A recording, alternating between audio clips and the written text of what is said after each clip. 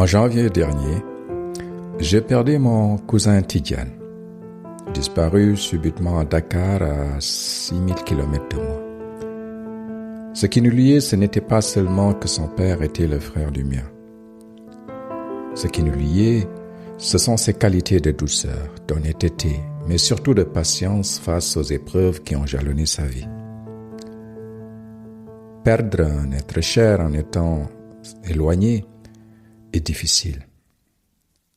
Par la grâce d'Allah, le verset 155 de la sourate Baqara me revint à l'esprit.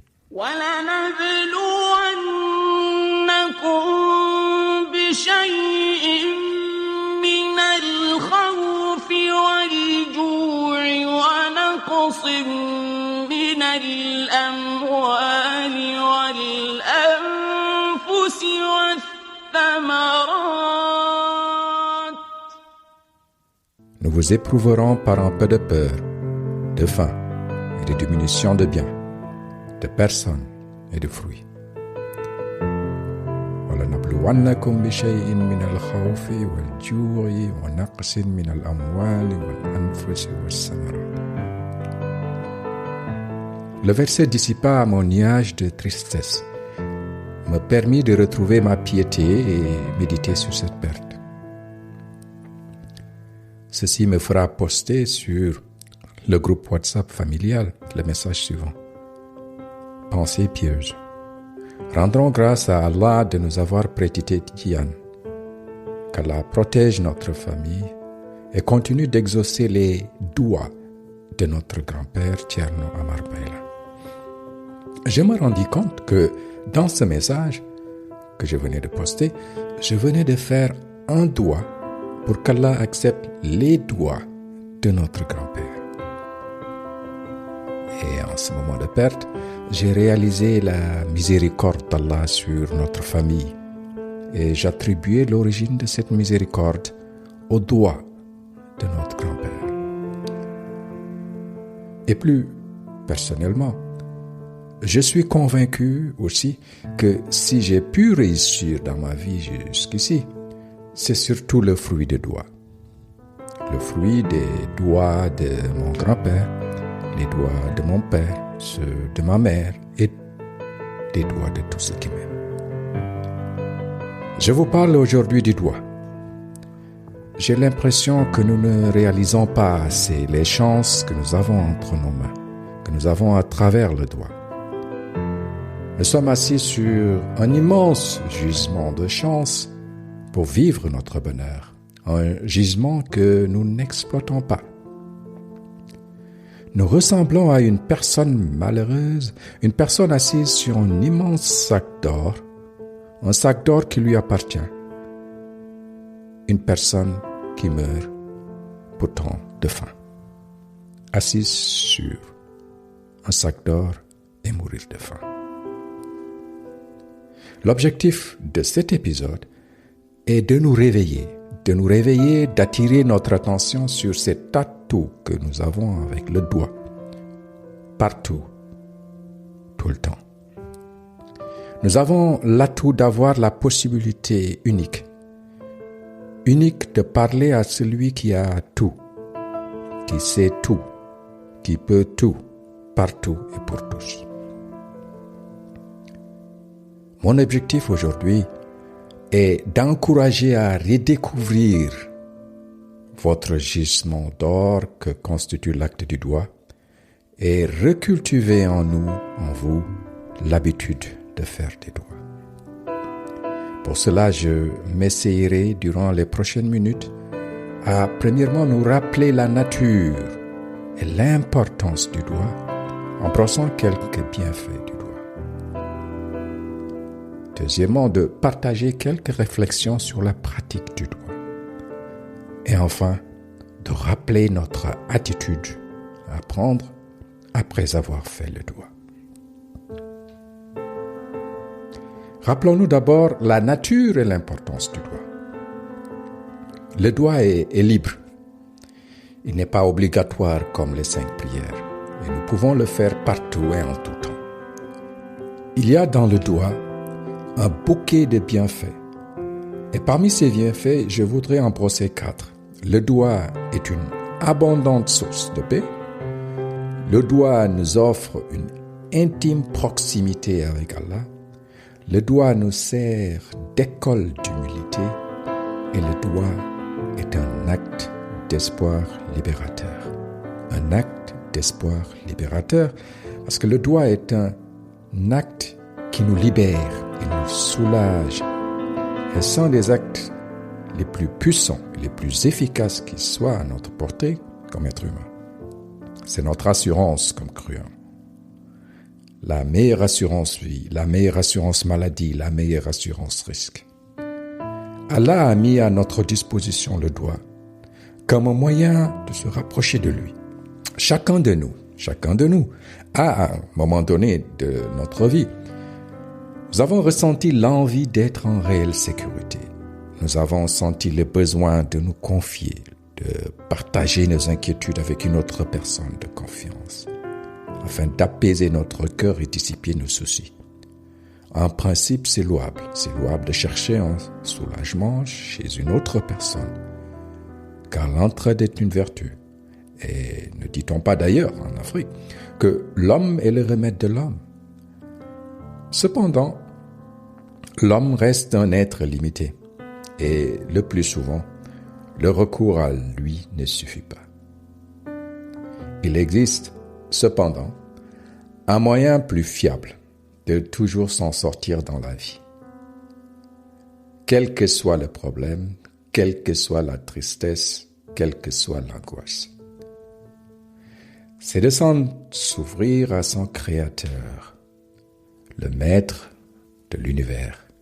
Notre Créateur, Allah, ne cesse de nous rappeler dans le Coran que c'est lui qui nous délivre de tout désespoir. Et il nous pose même la question: qui vous délivre des ténèbres?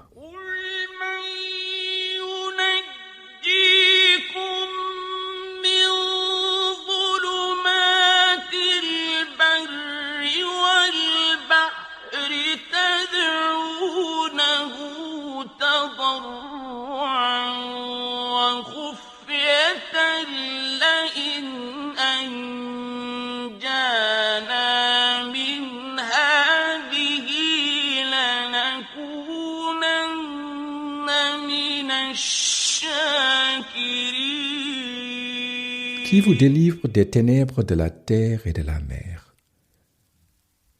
Il ne pose pas la question, il répond aussi: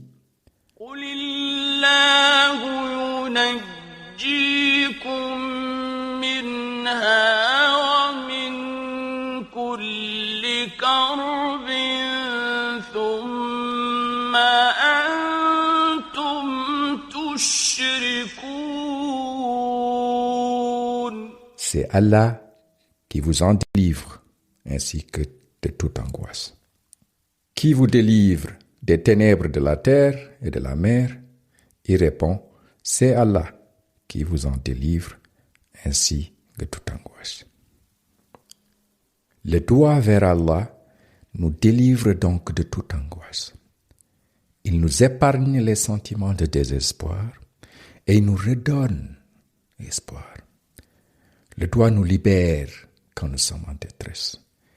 Le doigt est un anti-stress, car Allah nous assure qu'il répondra quand nous l'invoquons.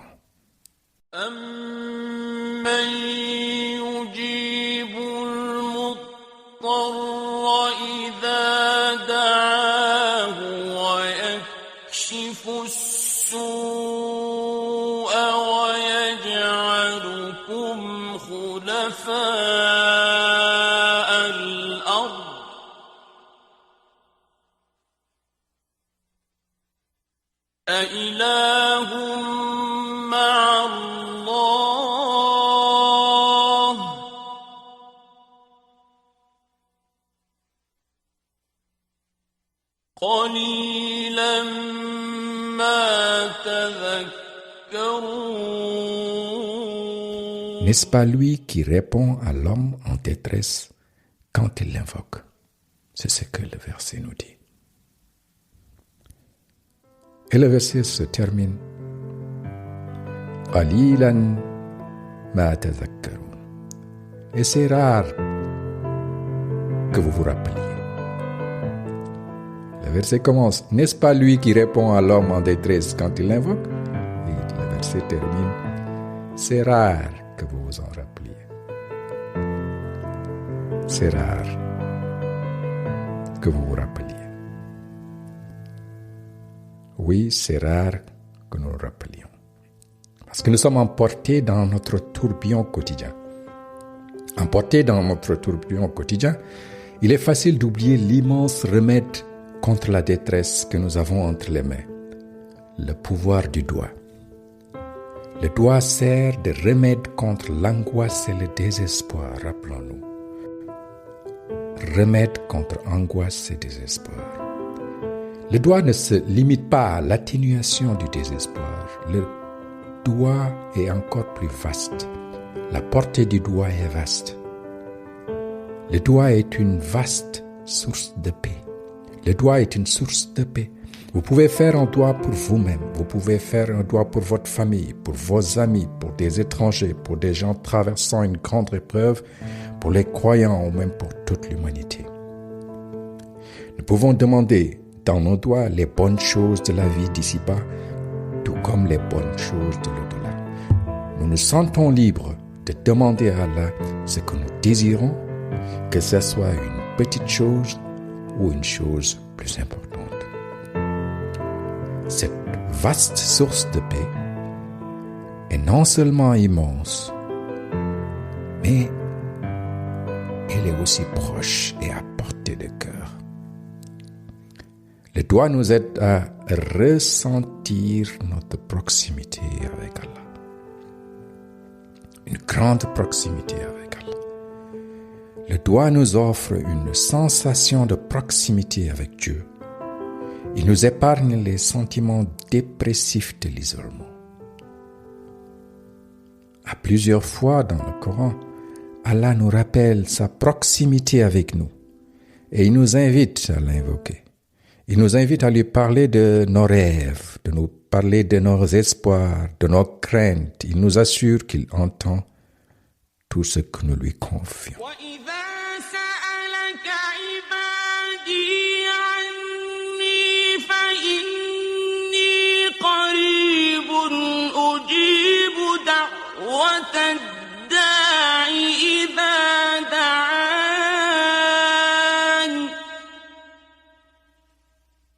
أجيب دعوة الداع إذا دعان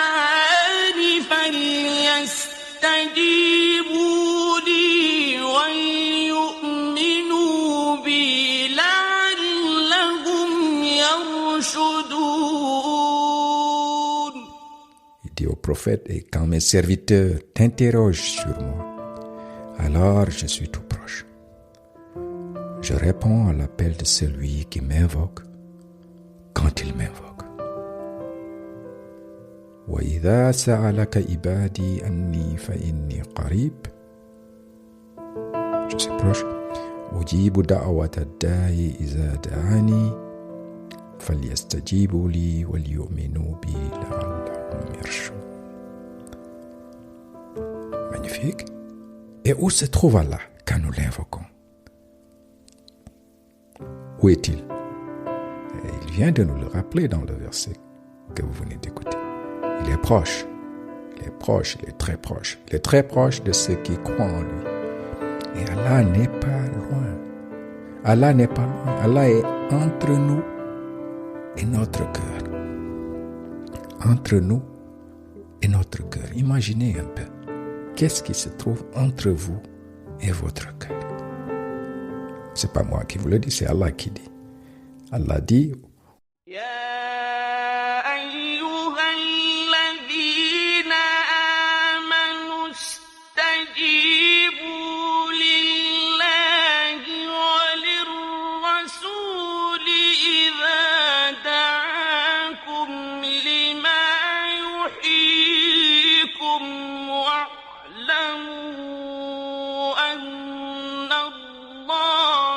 يحول بين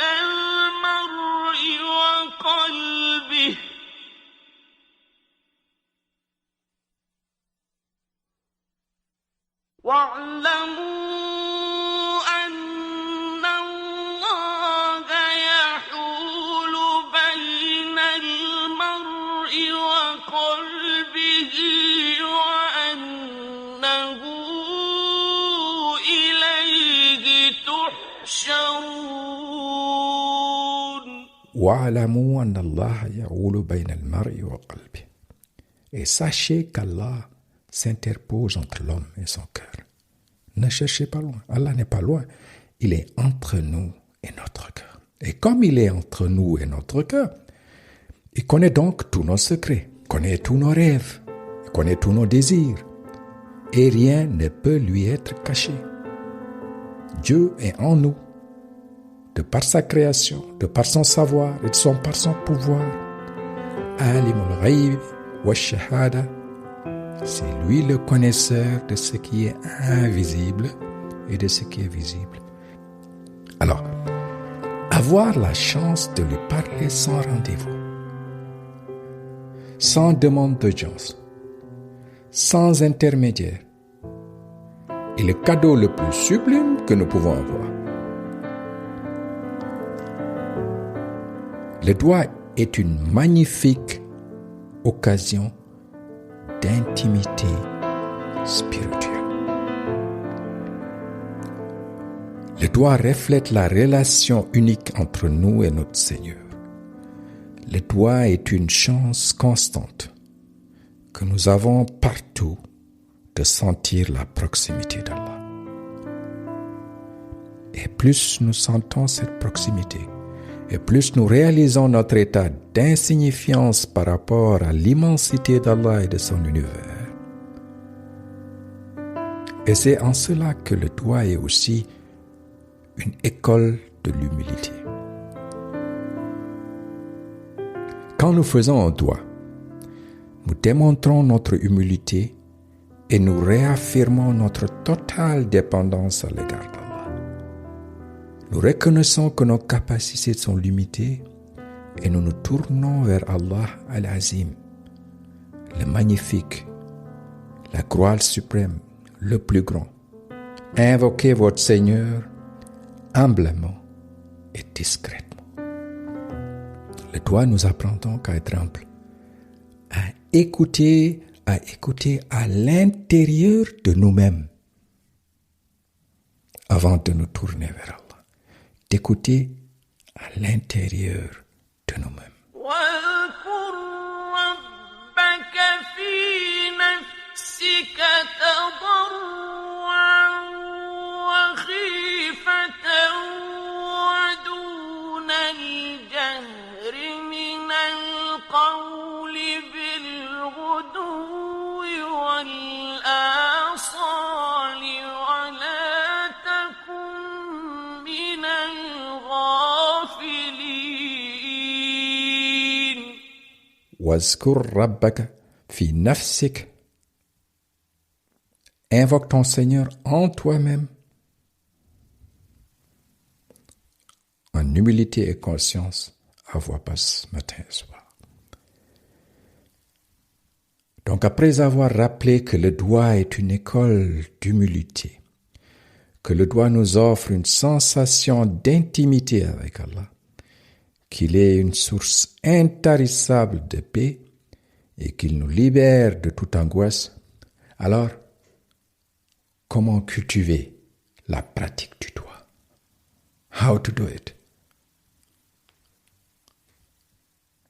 Comment cultiver la pratique du doigt? À mon avis, il n'y a pas de recette standard à suivre. Invoquer Allah est un acte personnel, est un acte très intime.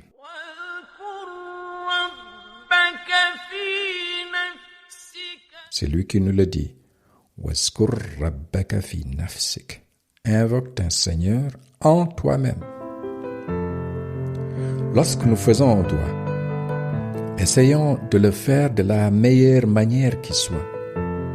Mais quelle est la meilleure manière de le faire? Je ne sais pas. Je me permets humblement de partager ici et détailler 5 suggestions par lesquelles j'essaie de rendre mes supplications plus vivantes.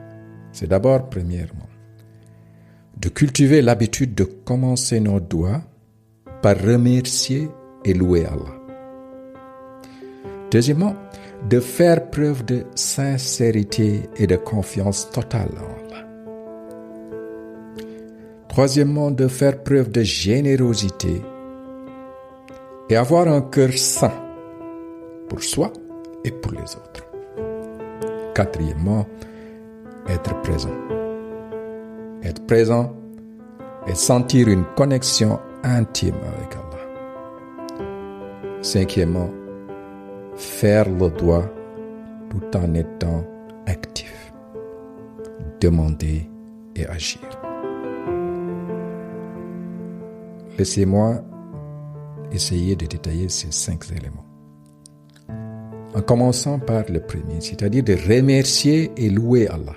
Remercier et louer Allah constitue le point de départ. Le point de départ pour celui ou celle qui fait un doigt. Allah nous recommande de commencer par ses louanges.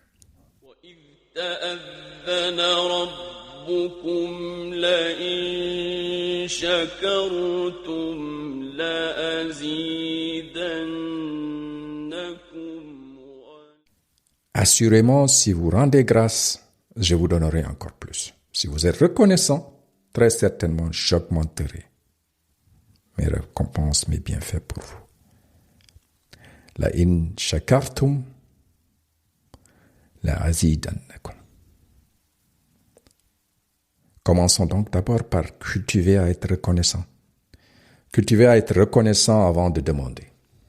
Apprenons à commencer nos doigts par d'abord remercier et louer Allah, par exemple.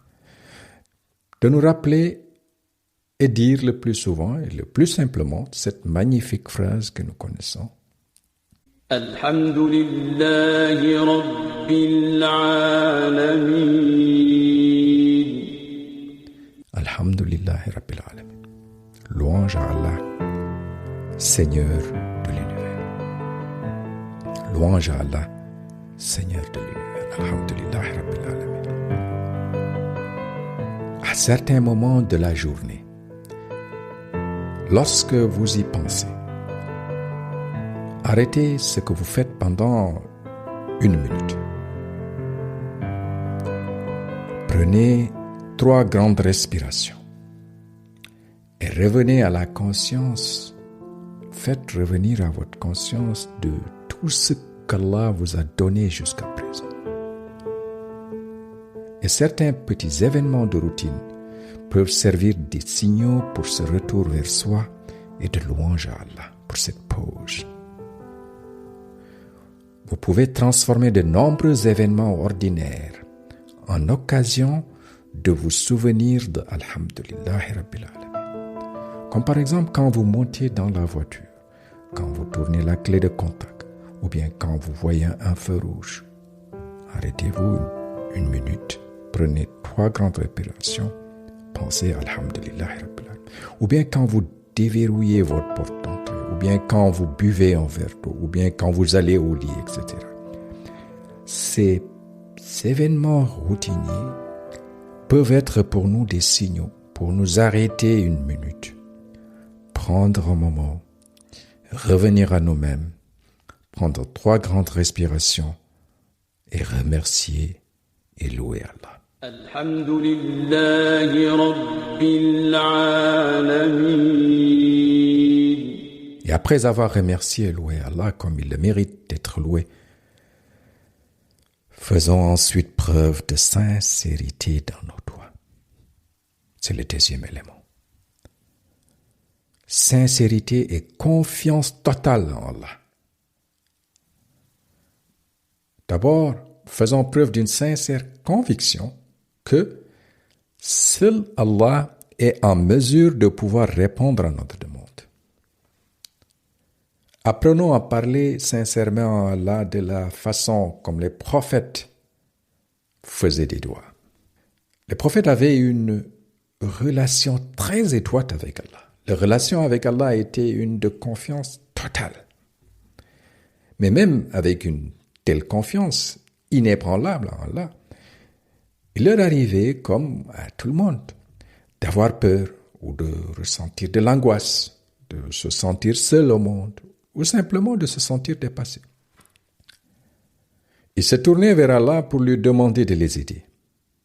Pour cultiver une pratique sincère du doigt, nous devons nous inspirer de la manière dont les prophètes se tournaient vers Allah. Nous inspirer des exemples comme ceux de Moïse, comme d'Ayoub, de Suleiman, de Jonas, d'Adam, d'Ève. Adam et Ève, commençons par le commencement. Quand nos deux premiers ancêtres, Adam et Ève, furent expulsés du paradis, ils se tournèrent vers Allah pour demander pardon.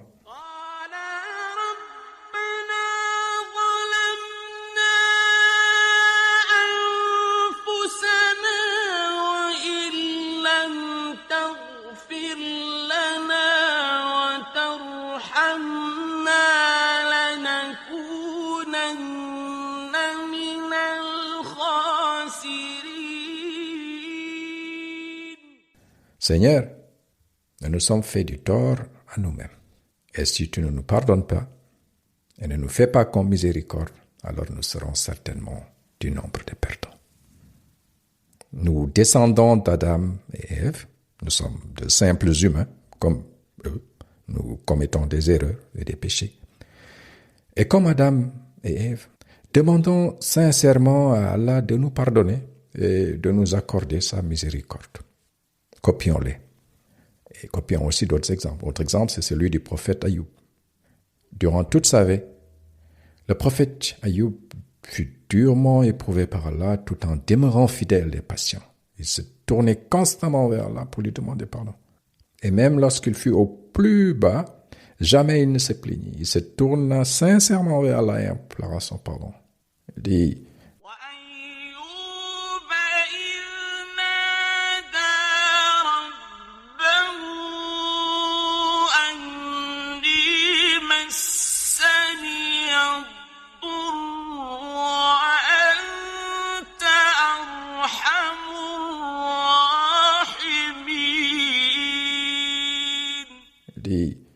la souffrance m'a touché, mais toi, tu es le plus miséricordieux des miséricordieux.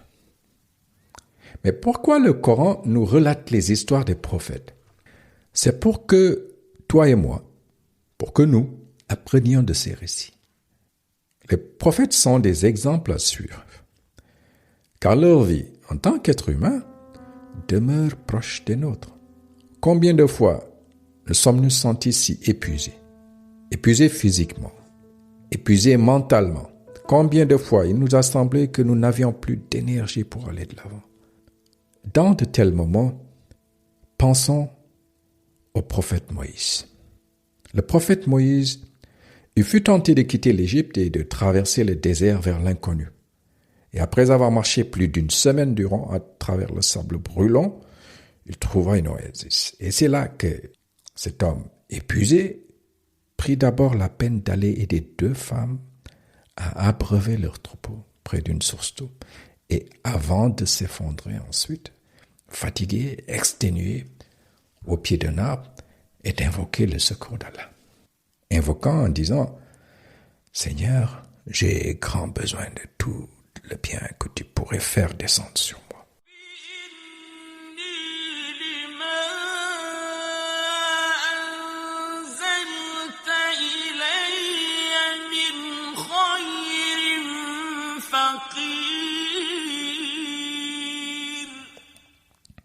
Moïse ne demanda rien de spécifique. Il dit simplement: j'ai besoin de toi. J'ai besoin de ce que tu peux faire descendre sur moi. Il savait sincèrement que Dieu, Allah, était le seul qui pouvait le sortir de la difficile situation dans laquelle il se trouvait. Il se tourna donc vers lui, et avant même qu'il termine son invocation, Allah lui envoyait de l'aide. Il espérait peut-être une tranche de pain, mais Allah lui envoya 100 fois mieux, lui donna la sécurité, lui donna des provisions et lui donna une famille.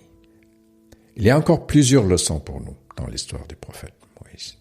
Prenez l'exemple lorsqu'il fut envoyé par Allah pour confronter Pharaon. Il douta un peu. Il craignit d'être incapable de mener à bien sa mission. Mais plutôt que de se plaindre ou de Désespéré, il se tourna vers Allah et il fit un doigt. Il fit un magnifique doigt.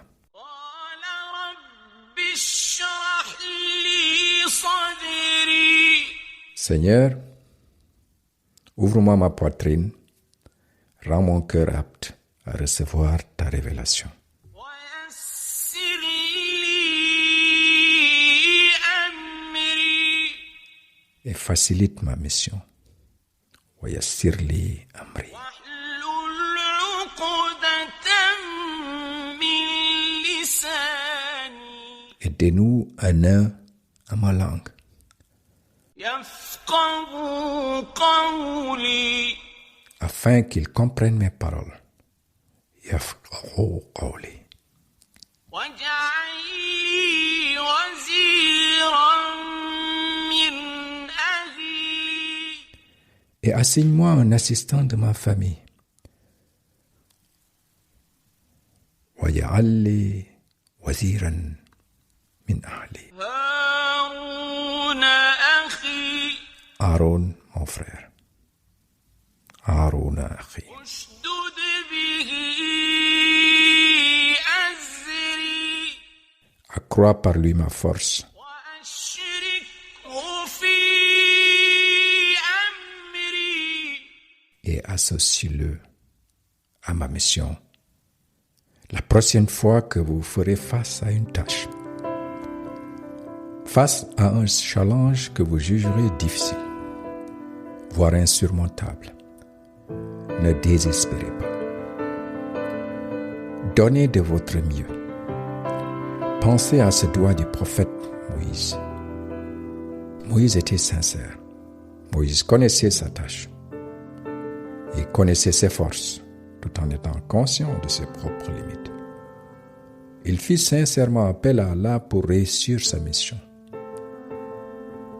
Il demanda à Allah d'abord de le rendre apte à recevoir la révélation et de bien comprendre sa mission. Il demanda ensuite à Allah de l'aider à parfaire sa propre compétence en communication. Et enfin, pour renforcer ses forces, il supplia Allah d'avoir accès à une autre ressource compétente en la personne de son frère pour réussir sa mission. Ces exemples de doigts d'Adam et Ève face à l'épreuve, d'Ayoub face à l'épreuve, de Moïse face à sa tâche, ces exemples ne sont que quelques rappels de la façon dont les prophètes invoquaient Allah. Comment? Ils l'invoquaient avec sincérité. Ils avaient totale confiance en Allah. Ils ne demandaient d'aide qu'à Allah et à lui seul. Et lorsque nous parlons à Allah, nous parlons au Seigneur de l'univers. Le minimum que nous lui devons, c'est de lui consacrer notre attention. C'est d'être présent et complètement présent, complètement tourné vers lui. La présence attentive, c'est le troisième pilier. Quand nous invoquons Allah, donnons-lui toute notre attention. Donner notre totale attention à Allah commence par être 100% présent, 100% présent, être 100% présent dans les doigts que nous récitons durant nos 5 prières quotidiennes. Être 100% présent, c'est d'arrêter de réciter des doigts sans même nous rendre compte que ce sont des doigts que nous récitons. Nos 5 prières contiennent de magnifiques doigts, que ça soit au début de la prière, que ça soit durant la prière, mais aussi à la fin de chaque prière. D'abord, au début de chaque prière, qui commence par la Fatiha, nous commençons par Alhamdulillahi Rabbil Alamin. Alhamdulillahi Rabbil Alamin. Louange à Allah, Seigneur de l'univers. Nous commençons par louer. Et après avoir loué Allah, le Seigneur de l'univers, restons présents ensuite quand nous affirmons que chez Allah seulement que nous cherchons refuge. Sentons sa protection et son amour quand nous cherchons refuge chez lui. Quand nous disons إياك نعبد وإياك نستعين Iyyaka na'budu wa iyyaka nasta'in. Allah, c'est toi seul que nous adorons, Iyyaka na'budu, et c'est chez toi seul dont nous implorons secours, Iyyaka nasta'in. Sentons cette protection et sentons cet amour quand nous cherchons refuge, secours chez lui. Ensuite, soyons présents et conscients quand nous faisons ce doigt central au milieu de la Fatiha, où nous demandons à Allah اهدنا الصراط المستقيم Ihdina as-sirata al-mustaqim. Guide-nous dans le droit chemin. Vivons cette phrase, vivons ce doigt quand nous le récitons. Ihdina as-sirata al-mustaqim. Guide-nous dans le droit chemin. Être 100% présent, être attentif et saisir les doigts contenus dans les versets que nous récitons après la Fatiha. Comme par exemple saisir les doigts enveloppés dans les courts versets protection comme An-Nas ou Al-Falaq.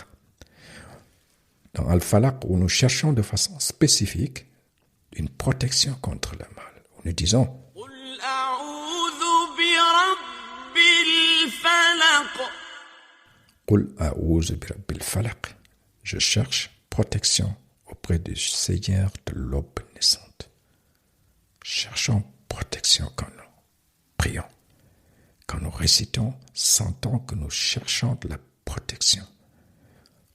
Et nous disons aussi protection contre quoi?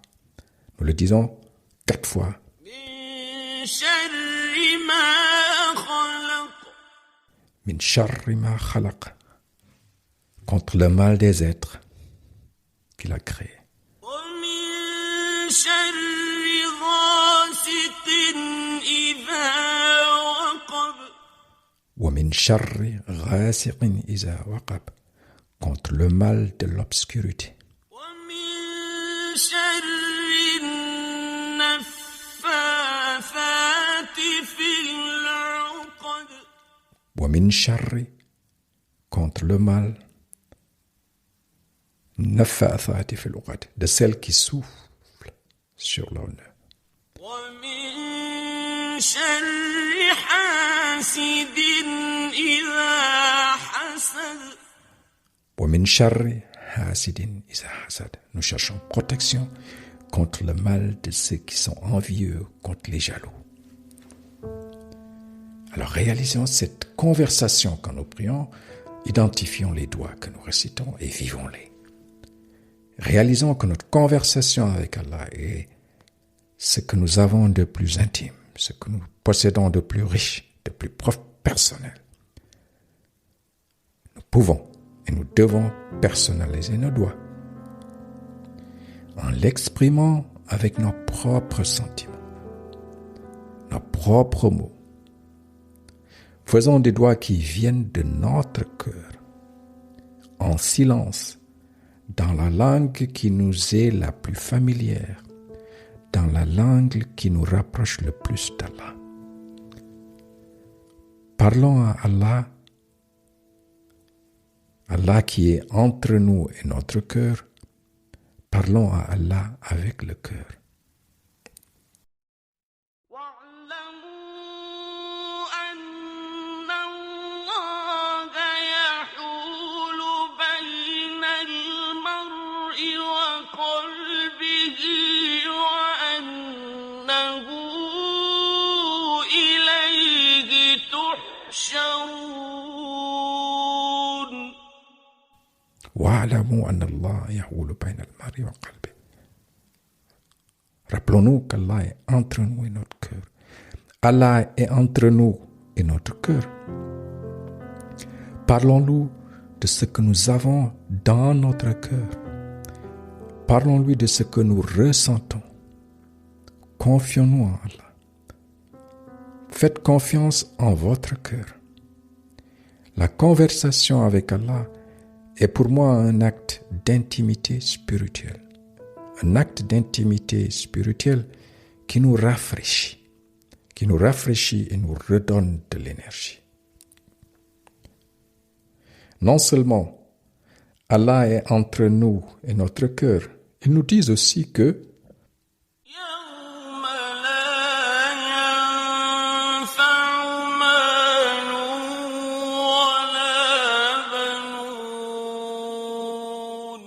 le dernier jour, le jour dernier, le jour où ni les biens ni les enfants ne seront d'aucune utilité. En ce jour, ce qui nous sauvera,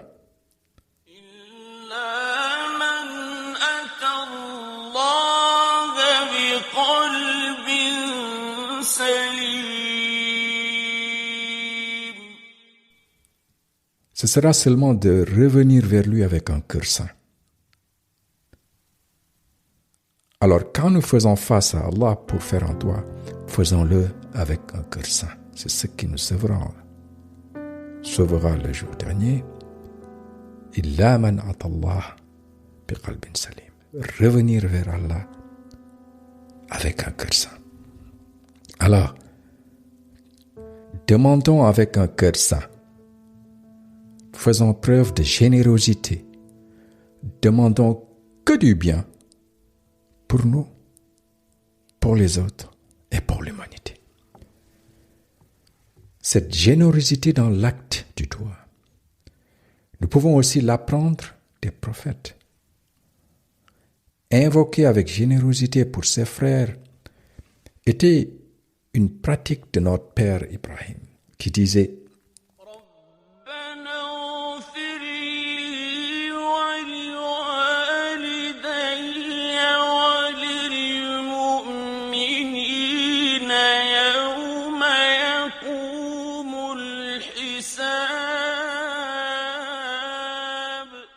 Seigneur, pardonne-moi ainsi qu'à mes parents et aux croyants le jour où nous rendrons les comptes. Et quant au prophète, Mohammed sallallahu alayhi wa sallam, Allah lui a enjoint de prier pour les croyants. Il demande au prophète de demander pardon pour lui-même ainsi que pour les croyants et les croyantes. Et demande pardon pour toi ainsi que pour les croyants et les croyantes.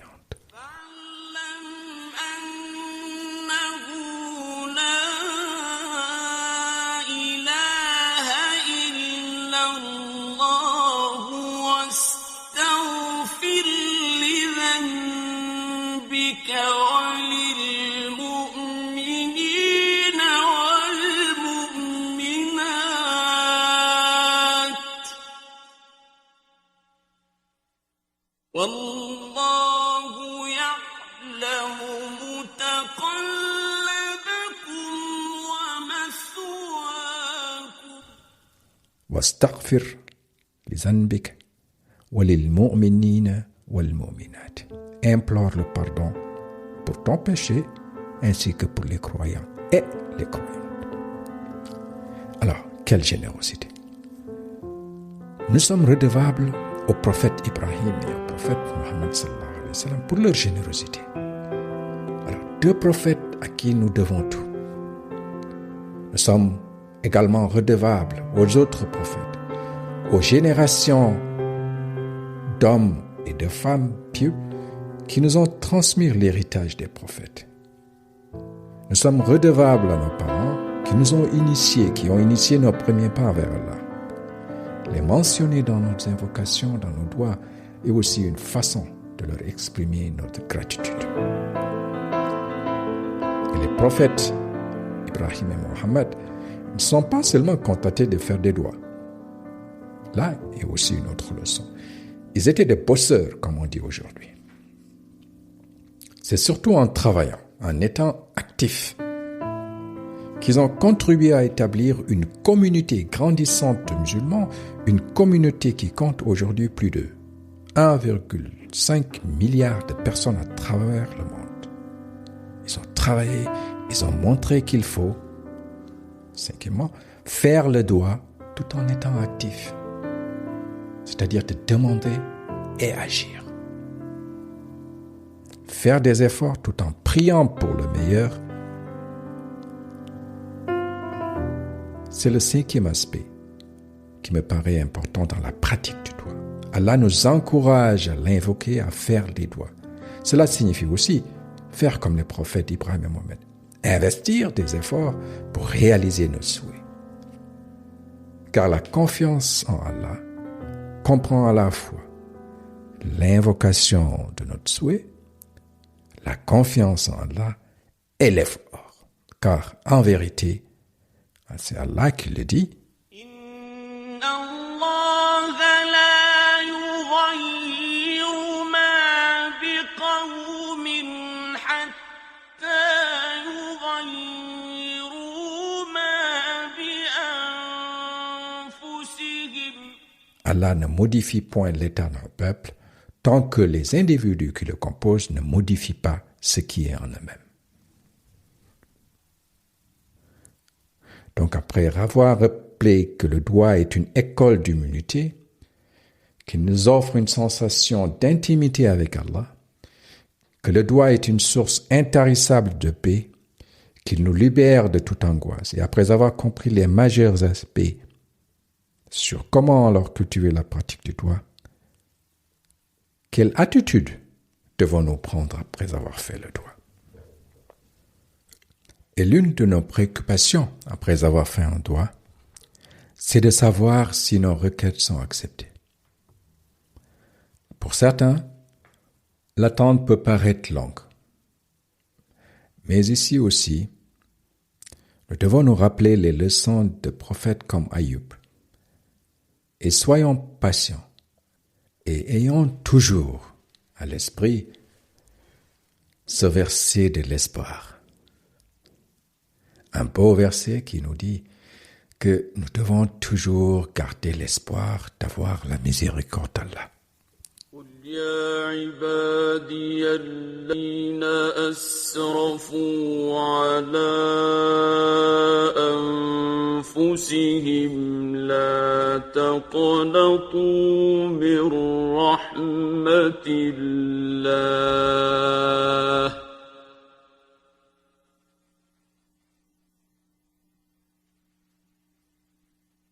إن الله يغفر الذنوب جميعا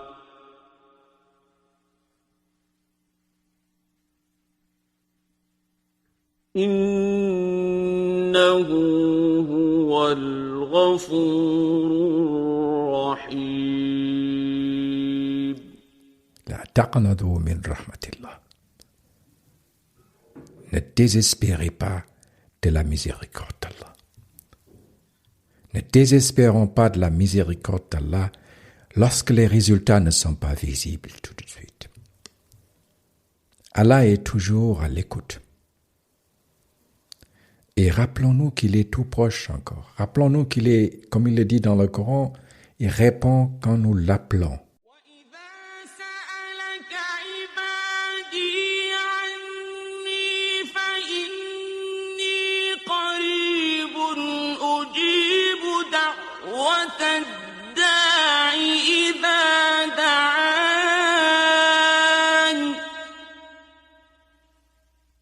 أجيب دعوة الداع إذا دعان فليستجيبوا لي وليؤمنوا بي لعلهم يرشدون. أجيب دعوة الداعي إذا دعاني.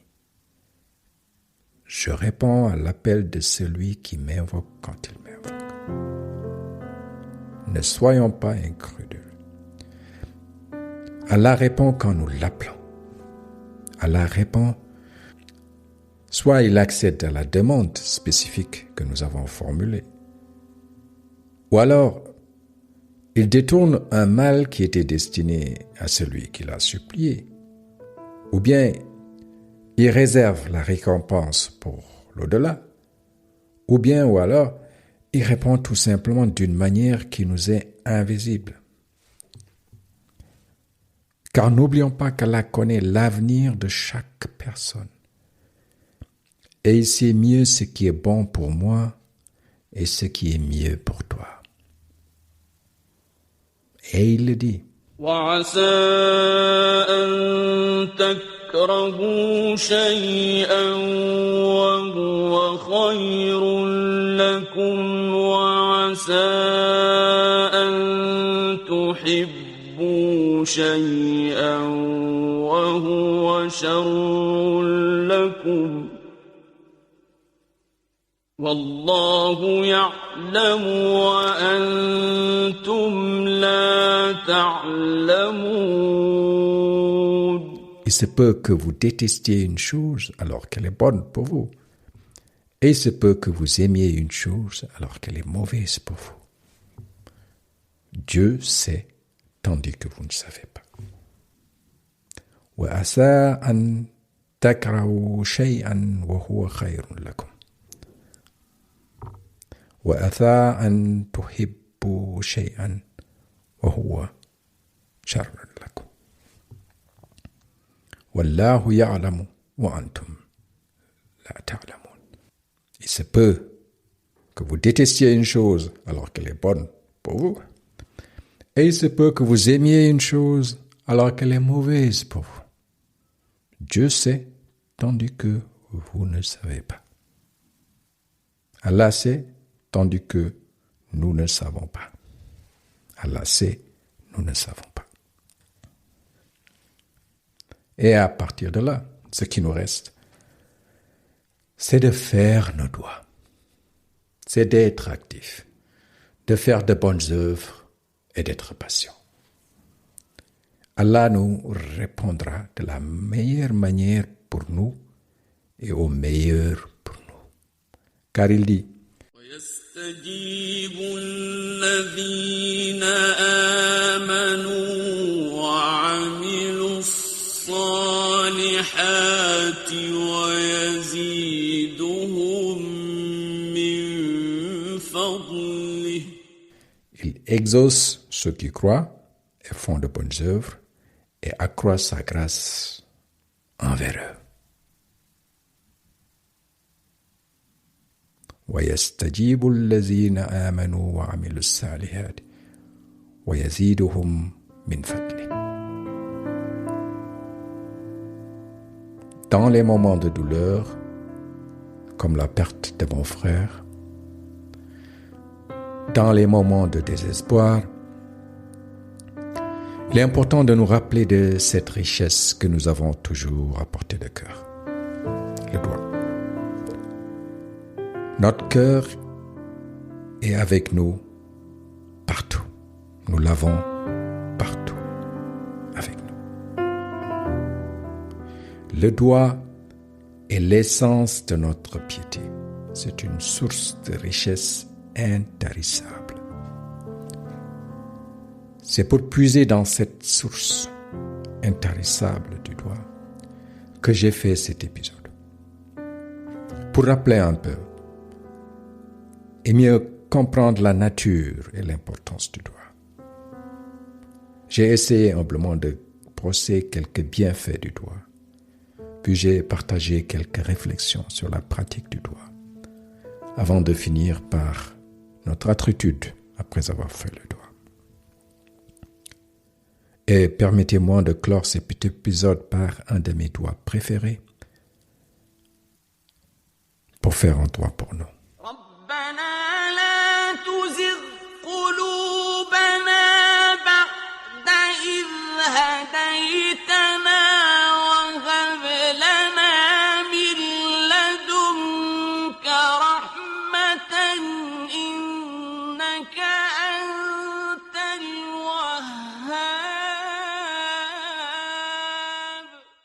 Allah ne laisse pas dévier nos cœurs après que tu nous aies guidés et accorde-nous ta miséricorde.